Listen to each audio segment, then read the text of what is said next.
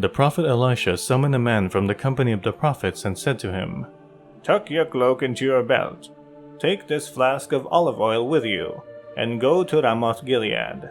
When you get there, look for Jehu son of Jehoshaphat the son of Nimshi. Go to him, get him away from his companions and take him into an inner room.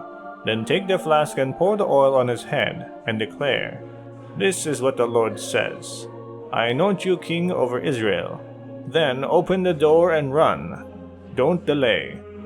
So the young prophet went to Ramoth Gilead. When he arrived, he found the army officers sitting together. "I have a message for you, commander," he said. "For which of us?" asked Jehu. "For you, commander," he replied. Jehu got up and went into the house. Then the prophet poured the oil on Jehu's head and declared, "This is what the Lord, the God of Israel, says.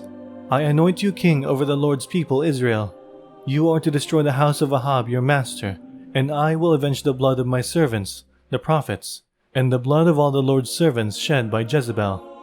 The whole house of Ahab will perish.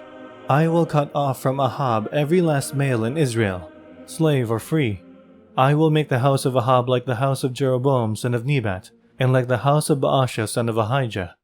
As for Jezebel, dogs will devour her on the plot of ground at Jezreel, and no one will bury her." Then he opened the door and ran.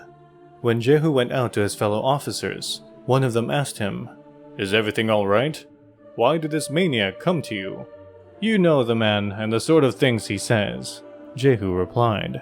"That's not true," they said. "Tell us." Jehu said, "Here is what he told me.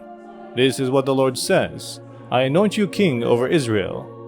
They quickly took the cloaks and spread them under him on the bare steps. Then they blew the trumpet and shouted, "Jehu is king!"